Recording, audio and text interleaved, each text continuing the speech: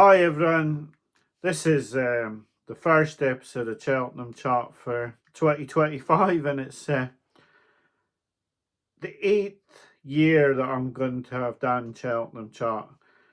In tonight's episode, I'm going to talk about the channel, where we go from here, and also the changes to the Cheltenham Festival. A lot to discuss, really, but not much to discuss on the track, and I think the season's only just starting, really. It's just, if you're talking about the Cheltenham jigsaw, well, the jigsaw's still in the box. We've not even tried to build the outside yet of the jigsaw, never mind piece together the rest of it. It is a long season. It's very early to start Cheltenham Chat, even though a lot of the other videos have been going for a few weeks, nearly a month, some of them. But I just feel like at the moment, there's not really a lot to discuss. I felt the anti-post markets were really bad last season. I liked the way I did the bets last season, apart from that stupid bet on Gallagher, so which will haunt me forever. But that put me on the back foot. I think this season, anti-post bets, I can only see any anti-post bets being on day one. I can only see anti-post bets being very close to the festival. So although they're anti-post, they'll be within a few weeks of the festival. And so we need to talk about the channel and where we go for the early part of the season, what I do, um, what I do with my time in the meantime as well, because things have changed in my personal circumstances, and I have a lot more free time now. But it's whether I want to spend that on the channel or if I want to do the things outside of racing that I want to do and outside of golf that I want to do, or if I put a lot of time into watching a lot of the races at this stage in the season. So in tonight's video, I'm going to just talk about how things have changed for the channel. But firstly, I'm going to talk about the changes to the Cheltenham Festival. I'm going to say some things that probably a lot of people won't like, but they're how I feel, and I think racing is in big, big trouble, and how a lot of the media are not helping the game because they want to put their personal gain ahead of the racing game, which is in deep trouble as far as I'm concerned. And we'll just talk about that. But we'll talk about the Cheltenham Festival and the changes to the Cheltenham Festival in the next part. When I went to Cheltenham for the first time, Cheltenham was 3-day festival at the time, and it was a lot of racing people going to the pinnacle of the sport. By the time I stopped going to Cheltenham, I remember looking at the Gold Cap and watching the Gold Cap taking place, while in a tent behind me, most of the crowd that was in our part of the racecourse was in a tent behind me singing Hi Ho Silver Lining, while the main event of the week was being staged on the track. Those people were there to get drunk and not for racing. And sadly, the Cheltenham Festival has become a cash cow for the Jockey Club, for the BHA, for the bookmakers, and for local businesses. And the punters are the ones being milked of every penny that these four operations can take out of them.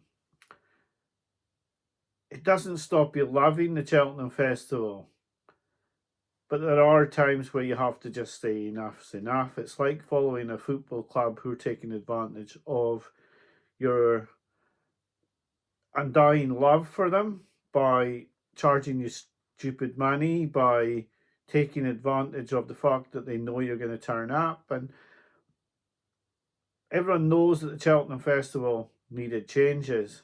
Sadly, for the game, the changes are not the changes we need.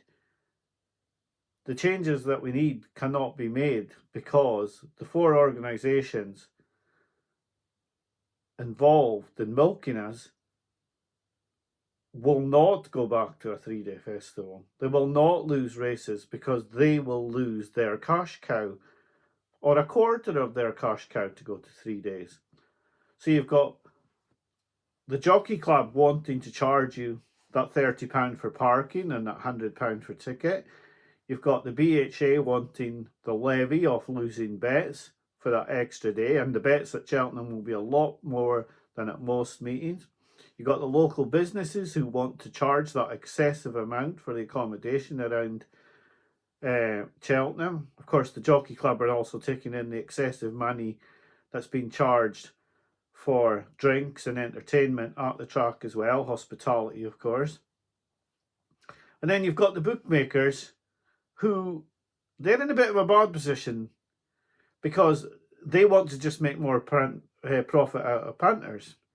And of course, with the racing being like it was, with a lot of uncompetitive racing, a lot of short price favourites winning, they weren't making the profits. So how can they make the profits more? Well, of course the profits would be more in a 3-day festival, but it would only be for 3 days, not 4. So let's just try and make the races harder for punters. And how do they do that? Well, let's add 33% more handicaps, because they're not going to be 1 to 5 favourites in these handicaps, no matter how much horses are plotted up. We're never going to get that. You've always got the chance of a result. Whereas your Ballyburns at 1 to 5 against 5 stablemate isn't going to get beat. A handicap chase, the chances are there. So we end up now with a 3 mile 6 handicap chase, a 3 mile handicap chase, a 2.5 mile novice handicap chase, a cross country handicap chase. We've also got all the other handicaps we had, which were in the main not very good. The Boodles, the Pertemps, the winners, the 4 organisations I've mentioned, the loser, the punter again. And it's already the punter who's been fleeced as it was. Who's going to speak up for the punter? Well, absolutely nobody, because the Racing Post are in the bookmakers' pockets. They're not going to upset the altar cart because all their revenue in the paper comes from bookmaker advertising. All their YouTube channels are sponsored by bookmakers. So all their pundits are sponsored by bookmakers. All their shows, all their pundits have special accounts where they can get bets on that most punters can't get. So basically the Racing Post are in the bookmakers' pockets. Absolutely everyone in the Racing Post is in the bookmakers' pockets. The gravy train for them, they're riding it dry. Then you've got the TV media. Every one of them is in the bookmakers' pockets as well. They're not going to speak out against the bookmakers. The bookmakers are running the show. They have no one to stand up to them. So punters are being fleeced. More competitive Cheltenham is obviously a 3-day festival. You'd get competitive racing. The book will be hard for a punter, but the racing would be better. And that's what we all want. But they want everything in their favour. They want their cake, but they want to eat it as well. It's becoming more and more against the punter. I find in the social media era that it's becoming very, very difficult now to go against the grain, to say against the establishment. So talking out against the bookmakers just makes it worse for me. I can barely get a bet on as it is. Very few people watch this channel. I mean, let's be honest, 1,700 subscribers for the results I've got is scandalous. 30 years ago, if I'd had the chance to watch someone make 7 years profit at Cheltenham, I'd be desperate to watch the channel. But now everybody wants to watch 1 to 4 shots winning and congratulate the person who gave them the 1 to 4 shot. And it seems like the more entertaining and the more funny you are, the more people are going to watch. Knowledge is not important, really. It's about being funny. So I wish I could be more funny. If I could be more funny, more people would watch. Is that the way it is? Don't worry about getting winners. Just be funny. Then more people will watch. But it doesn't matter how many people watch to me because it's not monetized anyway. I'm not making anything from this channel. So I don't really mind how many people watch. I like the people that watch the videos. They're obviously punters like me that understand the game. And the game is very, very, very tough at the moment. It is hard to make money as a bet because they want the idiot better. They want the Ackerman. They want the bet builder type. They want the punter who, even if he gets a 20-1 winner, puts it all on the football at night. They want those punters. They don't want someone who's researching just one aspect. Like, they don't want punters who only bet on the second division in England and study that division and watch all the teams and know who's injured and know who's suspended. They want someone who's going to put 10 team ACAs off in every different division and like Argentinian third league and things like that. That's the punters they want. So the channel hasn't grown like I hoped.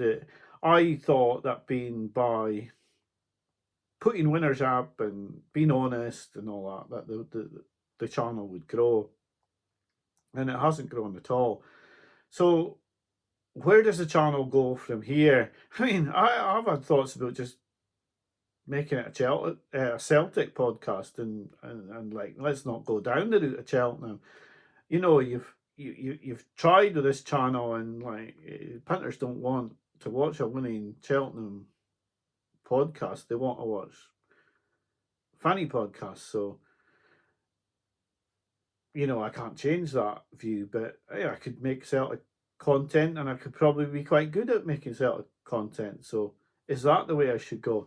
So where do I take the channel next? Well, I don't know. I'll probably just keep doing what I'm doing, but I'm not sure that it'll be on a basis like every week and analysing every race because I'm just setting myself up for a fall doing that. I think maybe it'll be every second week or so, and before a big meeting, we'll talk about the races, and then we'll talk about the races after and how they've affected the markets. And if I do see some sort of value, which is really I can't stop myself taking, then perhaps we put a bet up before Cheltenham. But really, I think that the window for betting Cheltenham would be from the middle of February until the start of the festival. I think that's where you're going to get the best indication of where horses are going and what bets you want to put off.